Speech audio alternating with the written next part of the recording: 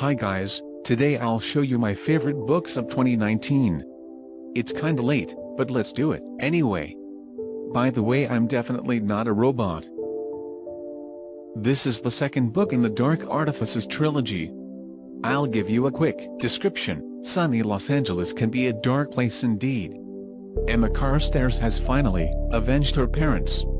She thought she'd be at peace, but she is anything but calm. Torn between her desire for her parabatai Julian and her desire to protect him from the brutal consequences of parabatai relationships, she has begun dating his brother, Mark. But Mark has spent the past 5 years trapped in Fairy. Can he ever truly be a Shadow Hunter again? And the Fairy courts are not silent. The Unseelie King is tired of the cold peace and will no longer concede to the Shadow Hunter's demands. Caught between the demands of Fairy and the laws of the Clave, Emma, Julian, and Mark must find a way to come together to defend everything they hold dear before it's too late.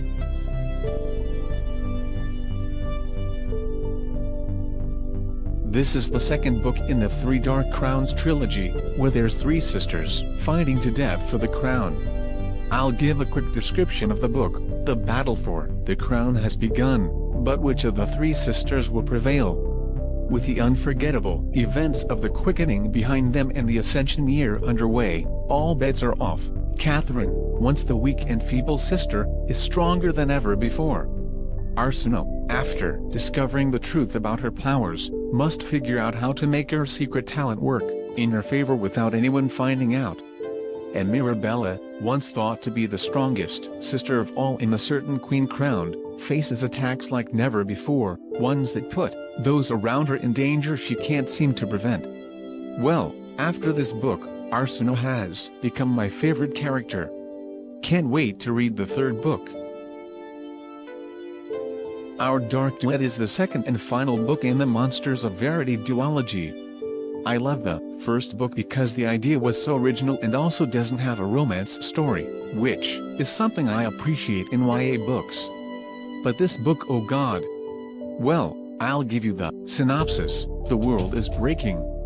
And the Kate Harker isn't afraid of monsters, she hunts them. And she's good at it. August Flynn once yearned to be human. He has a part to play. And he will play it, no matter the cost. The war has begun. The monsters are winning. Kate will have to return to Verity. August will have to let her back in. And a new monster is waiting, one that feeds on chaos and brings out its victims' inner demons, which will be harder to conquer, the monsters they face, or the monsters within. That's it. The only thing I didn't like was the ending. It broke my heart.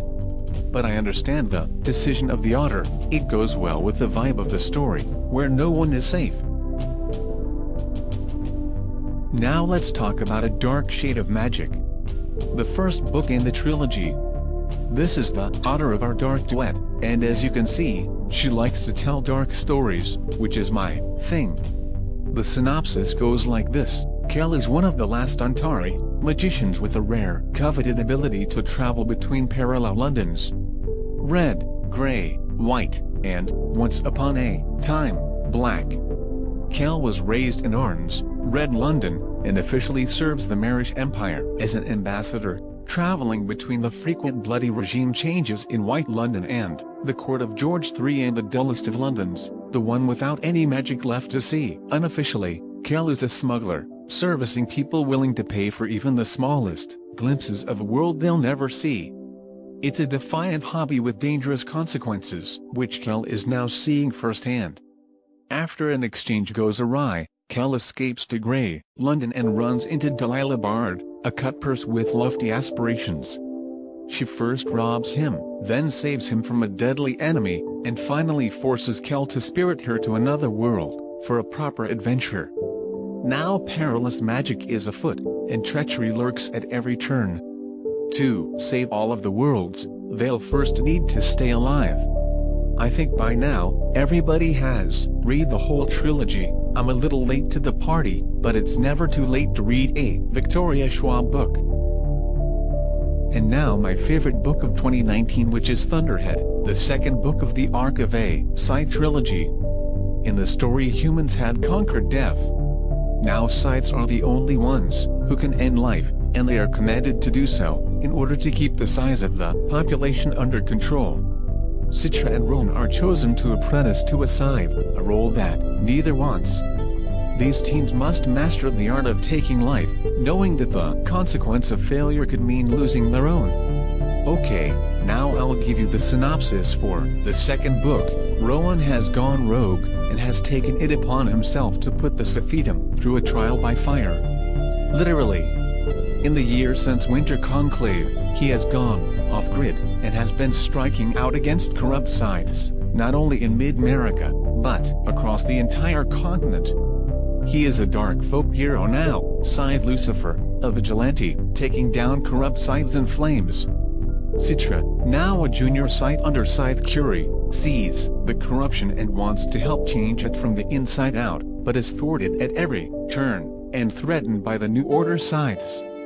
Realizing she cannot do this alone, or even with the help of Scythe Curie and Faraday, she does the unthinkable, and risks being deadish so she can communicate with the Thunderhead, the only being on Earth wise enough to solve the dire problems of a perfect world.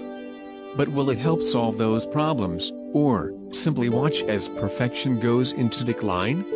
So, this book was absolutely mind-blowing for me.